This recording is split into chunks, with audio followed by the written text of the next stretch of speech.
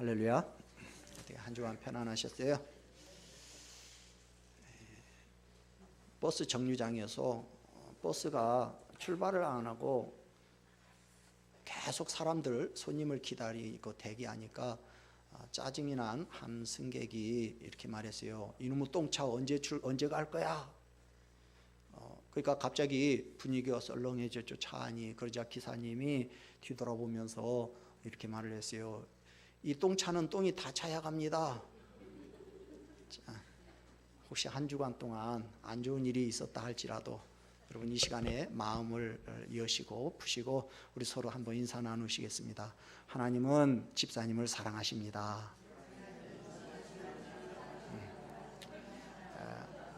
권사님은 소중한 사람입니다.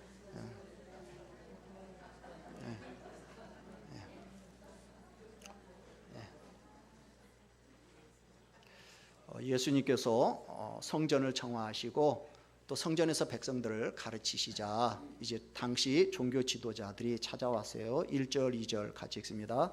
하루는 예수께서 성전에서 백성을 가르치시며 복음을 전하실새 대제사장들과 서기관들이 장로들과 함께 가까이 와서 말하여 이르되 당신이 무슨 권위로 이런 일을 하는지 이 권위를 준 이가 누구인지 우리에게 말하라. 자, 우리 지난 시간에 본 47절에 보니까 예수께서 날마다 성전에서 가르치셨다고 그랬어요. 근데 그 중에 하루에 한 날 이런 일이 있었다는 거죠.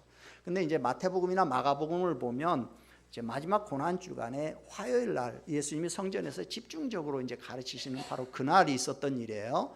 그날 여기 보니까 대제사장들, 서기관들, 장로들 이 사람들은 누구냐면 그 유대의 정치 종교의 최고 의결기관인 산헤드린의 공회에서 파견한 사람들이에요.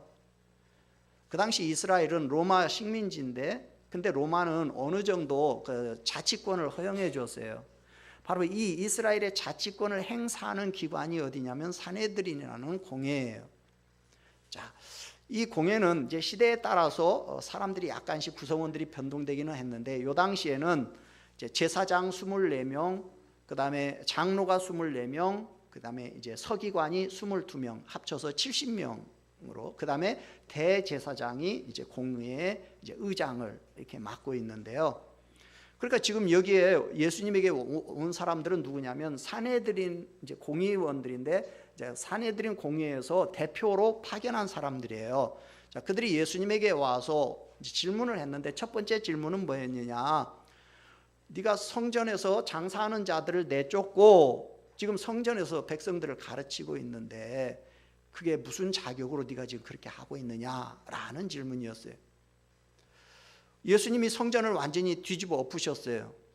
그러니까 성전 기능을 완전히 마비시켜 버린 거죠. 그 소식이 이제 산헤드린 공회에 들어간 거죠. 그들은 굉장히 기분이 나빴을 거예요. 왜? 예수님이 행하신 그 모든 일들은 산헤드린 공회의 권위를 부정한 사건들이거든요.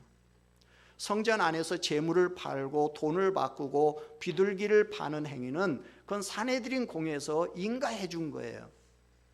그건 엄청난 이권이 달린 일이기 때문에 아무나 가서 장사를 할 수는 없고요. 산헤드린 공회에서 인가받은 사람들만이 할 수 있는 일이에요. 근데 예수님께서 와서 그 사람들을 다 내쫓아 버렸단 말이에요.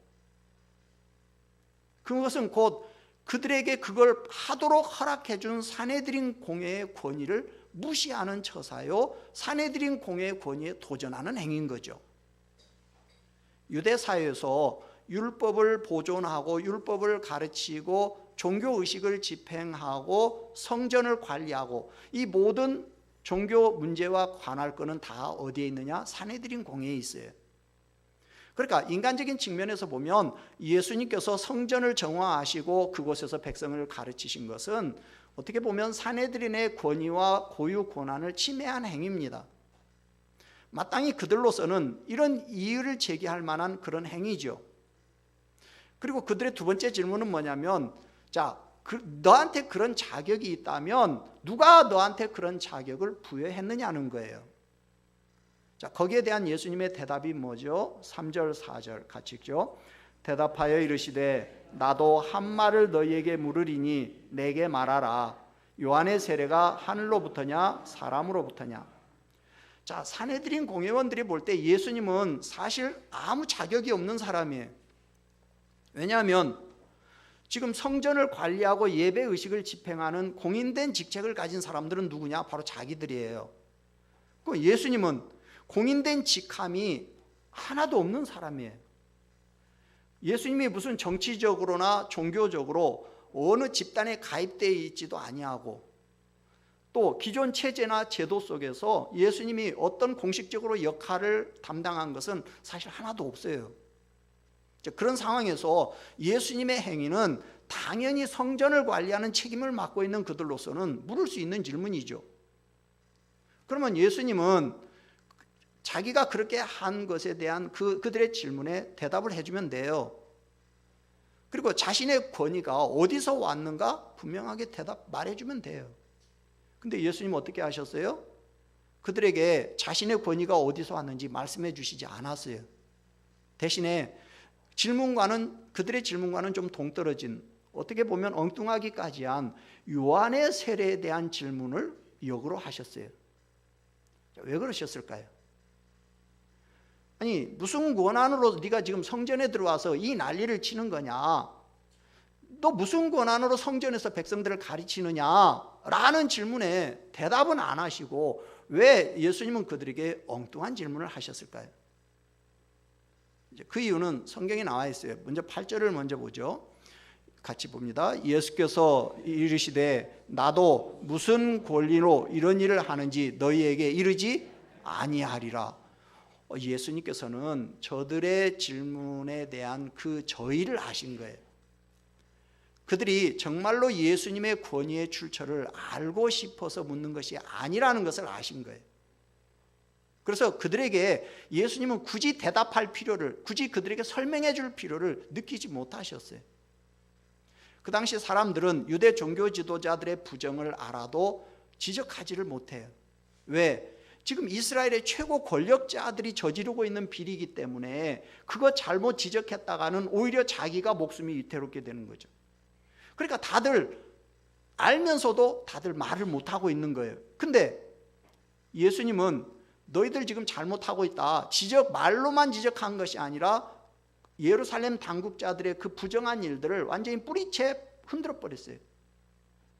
이건 예수님께서 그들의 권세에 도전하신 거죠. 성전에서 그런 일을 할 수 있는 권세를 줄 수 있는 사람들은 사실 산헤드린 공회에 자기들밖에 없어요. 근데 자기들이 그런 권세를 예수님한테 안 줬는데 너 누구 마음대로 지금 함부로 성전에 들어와서 행패를 부리느냐는 거예요. 지금 저들의 질문은 사실 예수님이 누구냐는 걸 알아보기 위해서 한 질문이 아니라 예수님이 성전을 모독했다는 이 신성 모독죄를 뒤집어 씌우기 위해서 던진 질문이에요. 그 당시 성전에서 제사를 드리는 것은 하나님이 명령하신 거예요. 이건 맞는 거죠. 그리고 사람들이 성전에서 제사를 드릴 수 있도록 제물을 팔고 돈을 바꾸는 것은 이건 제사를 도와주는 행위인 거예요. 근데 예수님께서 그들을 내쫓고 성전에서 제사를 드리지 못하게 했다. 이것은 결국 신성 모독죄에 해당하는 죄인 거죠. 그 당시에는 누구든지 거룩한 성전을 모독하는 자는 신성 모독죄가 적용이 되고, 신성 모독죄를 지은 사람은 이제 극형에 돌에 맞아 죽는 극형에 처해졌어요. 근데 알고 보면 사실 예수님이 지금 성전을 모독한 것이 아니라 거룩한 하나님의 이름을 팔아서 자기들의 수익을 챙기고 성전을 장사꾼의 소굴로 만든 그들이 오히려 지금 신성모독죄를 범하고 있는 거죠.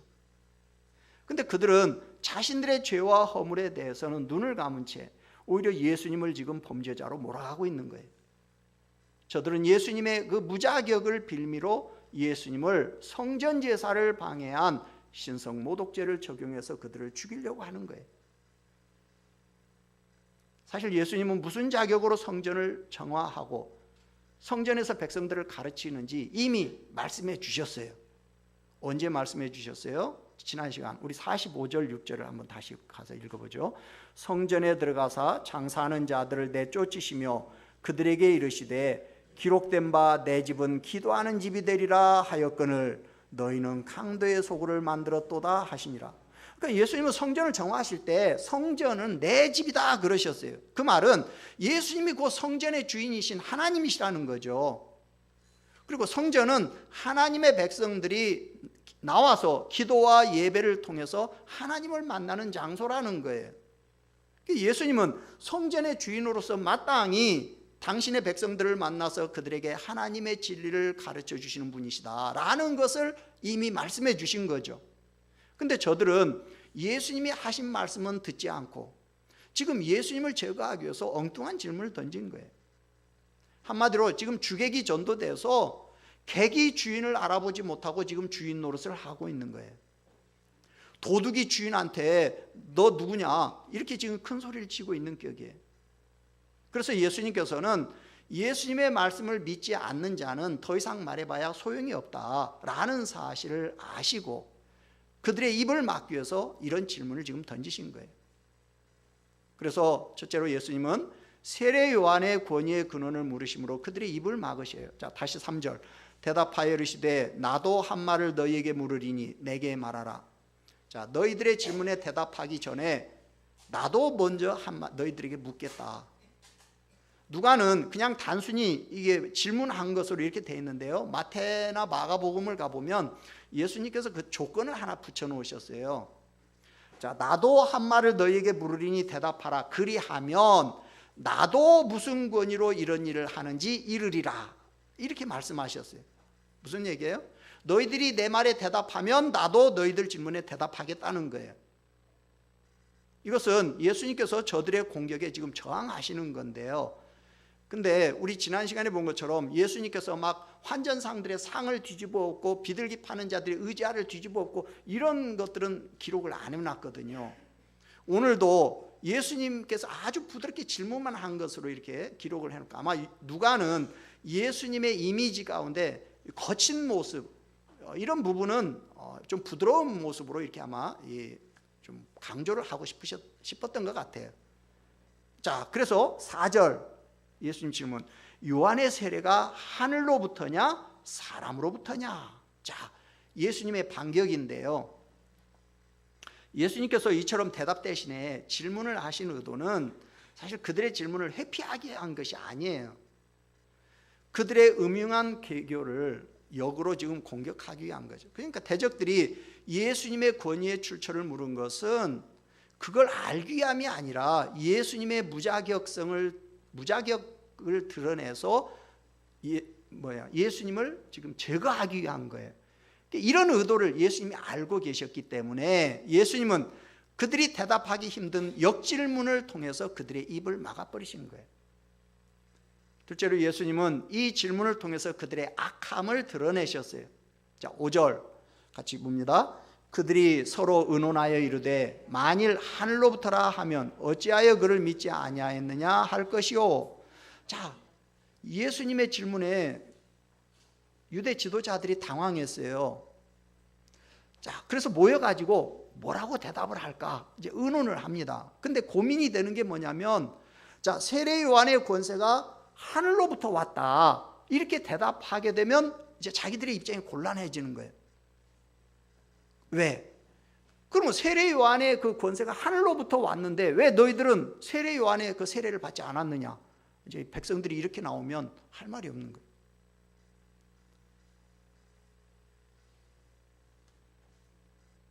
그래서 세례 요한의 권세가 하늘로부터 왔다는 걸 인정할 수가 없는 거죠. 그러면 6절 같이 읽습니다. 6절. 만일 사람으로부터라 하면 백성이 요한을 선지자로 인정하니 그들이 다 우리를 돌로 칠 것이라 하고. 자, 그런다고 해서 그러면 세례 요한의 그 권한이 사람에게서 왔다, 또 이렇게도 말을 할 수가 없어요. 왜? 세례 요한에 대해서 모든 백성들이 다 하나님이 보낸 선지자라는 사실을 믿고 있기 때문에. 그들의 고민은 지금 백성이 요한을 선지자로 인정하고 있기 때문에 그렇게 말할 경우에 백성들이 자기들을 돌로 칠 것이라는 거예요. 그 말은 지금 그들이 백성들을 두려워하고 있다는 얘기죠. 자, 유대 지도자들이 지금 백성들로부터 돌에 맞지 않을까 염려하고 있다는 얘기는 지금 유대 지도자들이 백성들로부터 별로 신뢰를 받고 있지 못하다는 얘기예요. 반대로 예수님은 예루살렘 성에 입성해서 성전을 정화하고 백성들을 가르치면서 세례 요한이 백성들로부터 받았던 열렬한 지지를 받고 있단 말이에요. 그러니까 종교 지도자들 입장에서 보면 예수님을 잘못 건드는 날에는 이제 민중봉기가 일어날 수 있다는 걸 염려하지 않을 수가 없는 거예요. 그래서 요한에 대해서도 함부로 말을 할 수가 없는 거예요. 그래서 그들이 뭐라고 대답을 하느냐, 7절 같이 읽습니다. 대답하되 어디로부터인지 알지 못하노라 하니. 결론은 뭐냐면 모르겠다는 거예요. 자, 요한의 세례를 인정하면 예수님을 인정하지 않을 수가 없어요. 자, 예수님과 예수님의 사역을 부인하려면 요한의 세례를 부인해야 해요. 근데 그렇게 되면 백성들을 이제 적으로 돌리게 돼요. 그러니까 그들이 이렇게 하지도 못하고 저러지도 못하고 결국 모른다, 이렇게 이제 잡아뗀 거죠. 역시 그들은 종교인이라기보다는 정치인들이었던 거예요. 요즘도 정치인들은 대답하기 곤란한 질문에 맞닥뜨리면 기억이 안 난다, 모르겠다, 이렇게 대답하잖아요. 예수님 당시에 그 종교 지도자들도 역시 마찬가지였던 거예요.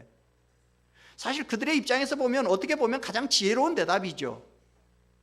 요한의 권위가 하늘에서 왔다, 이렇게 대답해도 자기들의 불신앙이 문제가 되는 것이고, 그런다고 해서 사람으로부터 왔다라고 대답하면 백성들의 분노가 문제가 되고, 그러니까 모른다는 말이 비록 자기들의 어떤 현명하지 못한 어떤 부끄러운 모습을 사람들에게 나타내 보여주는 것이기는 하지만 그래도 그 대답만이 자기들이 할 수 있는 최선의 대답이었는 거예요.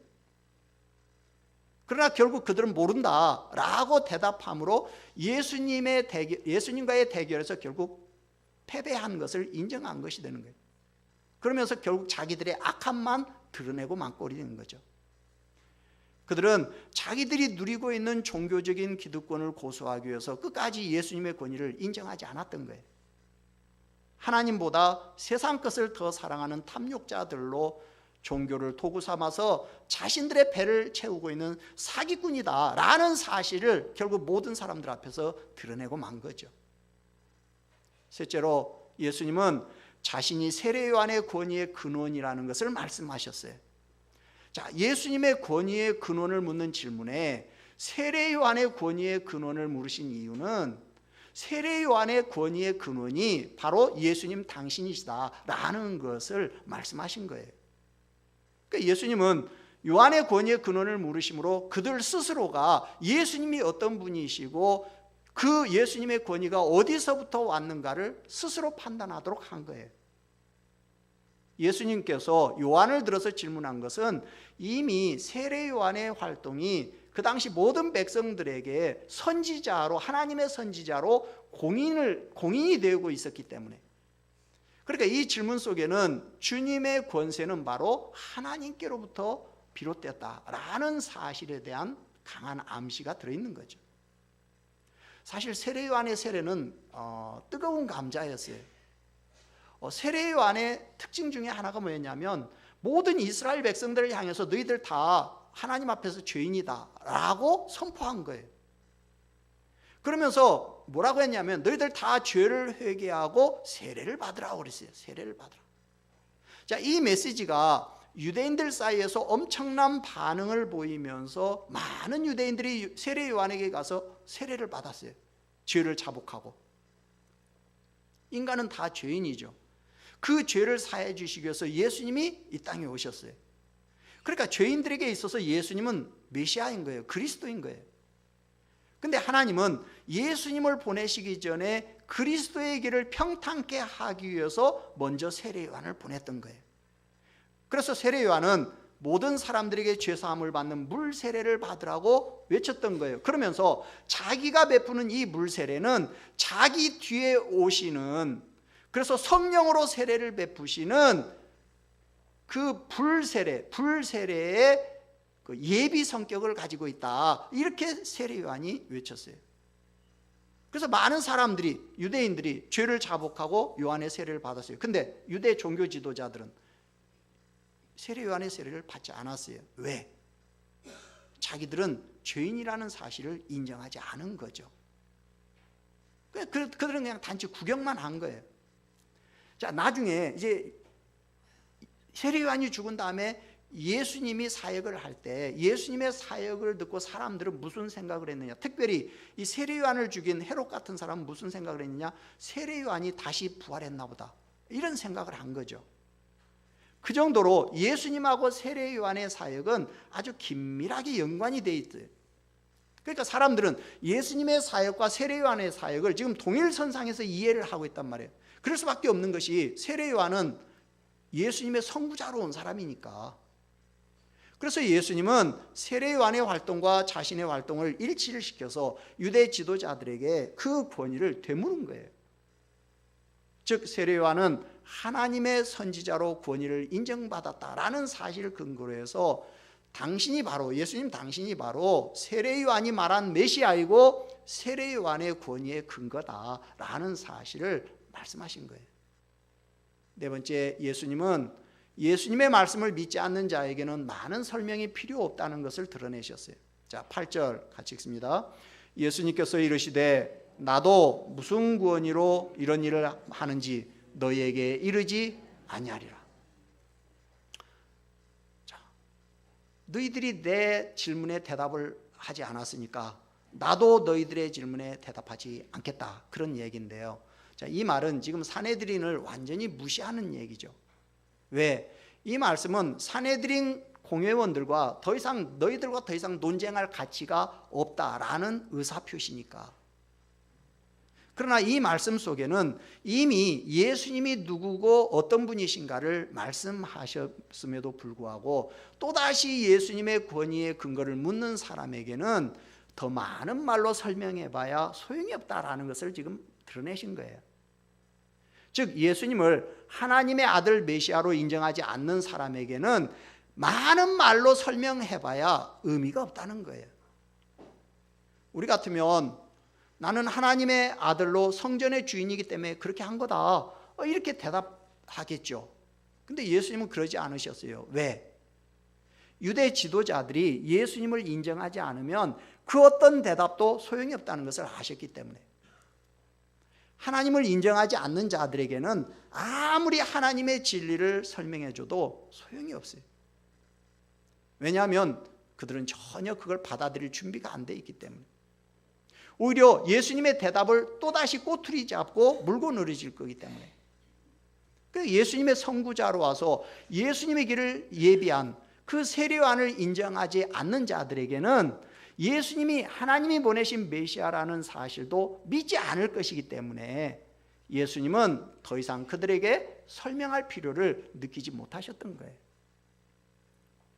여러분, 우리 가운데는 오늘 이 유대 종교 지도자들 같은 그런 모습이 없습니까?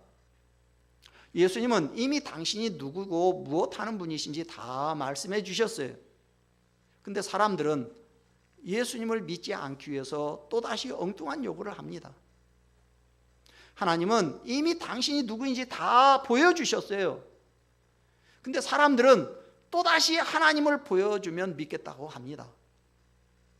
그 말은 정말로 하나님 보여주면 믿겠다는 말이 아니에요. 하나님 안 믿겠다는 말이에요.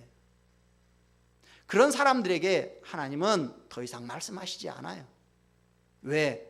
아무리 많은 것을 보여주고 아무리 많은 것을 말해줘도 믿지 않을 것이기 때문에. 주님이 부자와 거지 나사로의 이야기에서 뭐라고 하셨죠? 자, 부자가 죽었어요. 죽고 보니까 정말 지옥이 있는 거야. 자기가 지옥에 간 거야.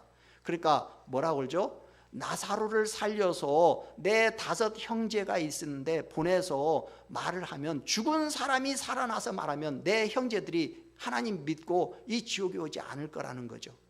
그때 뭐라고 그랬어요? 모세와 선지자들에게 듣지 아니하면 비록 죽은 자 가운데서 살아난 자가 있을지라도 권함을 받지 아니하리라. 이미 구원받는 데 필요한 모든 말씀은 모세와 선지자들을 통해서 다 말씀해 주셨어요. 그런데 믿지 않는 사람들은 죽은 사람이 살아나서 말해도 믿지 않는다는 거예요. 지금 유대 종교 지도자들의 모습이 딱 그 모습인 거죠. 오늘 우리 가운데는 이런 모습이 없습니까? 성경에 그렇게 많이 설명을 해놨음에도 불구하고 지금도 하나님 보여주면 믿겠다고 혹시 그런 분이 없습니까? 우리 가운데 하나님의 뜻이 무엇인지 몰라서 지금 하나님의 뜻대로 못 살고 있는 분 계십니까? 우리는 대부분 다 하나님의 뜻이 무엇인지 알고 있어요. 그런데 하나님의 뜻대로 살지 않고 있는 이유가 뭡니까? 하나님의 뜻을 몰라서가 아니에요. 하나님의 뜻대로 살고 싶지 않기 때문인 거죠. 하나님의 뜻대로 살면 나에게 손해가 되기 때문에 하나님의 뜻을 지금 무시하고 있는 거 아닙니까? 어떻게 해야죠? 내 이익 때문에 하나님의 진리에 눈 감은 사람이 되면 안 돼요. 첫째로 나의 불순종을 감추기 위해서 진리를 변형시키려고 하거나 진리에 도전하려는 시도를 조심해야 해요. 가끔 보면 자기가 하나님의 말씀에 순종하지 못하는 것을 방어하기 위해서 하나님의 말씀 자체가 잘못된 거 아니냐는 식으로 나오는 분들이 있어요. 아니면 하나님의 말씀을 왜곡시키려고 시도하시는 분들이 있어요. 물론 사람들은 자기를 방어하려는 본능이 있어요.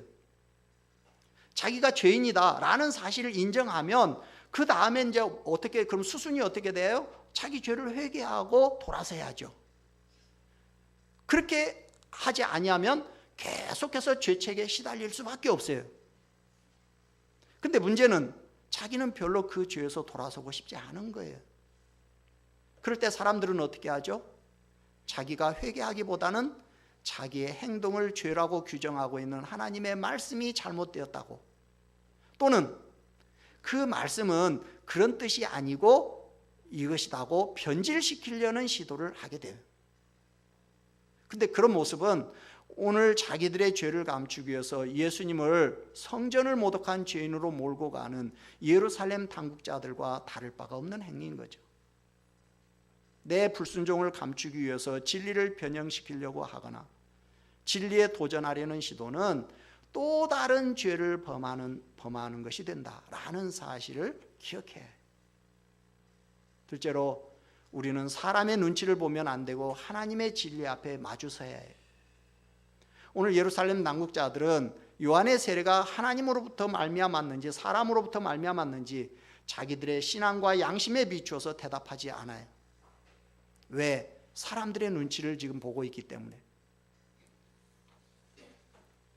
그것은 정치인들의 행동인 거지 신앙인의 행동은 될 수 없어요. 정치인들은 군중들의 지지가 절대적이기 때문에 진리보다는 군중들의 마음에 드는 말을 하고 행동을 하게 됩니다. 그래서 정치인들에게는 어떤 것이 옳으냐가 중요하지 않아요.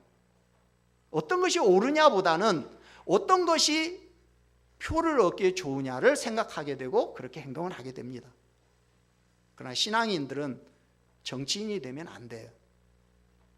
그것이 비록 사람들에게 인기가 없다 할지라도 그것이 옳은 길이라면 신앙인은 옳은 길을 가야 해요. 그래서 순교자가 나오는 거예요. 만약 신앙인이 정치인이 되면 절대로 순교는 할 수 없습니다. 셋째로, 나의 이익 때문에 하나님의 진리 앞에서 눈 감은 사람에게는 하나님도 더 이상 역사하지 않으셔요. 믿지 않기로 작정한 사람에게는 주님도 더 이상 기적을 베푸시지 않아요.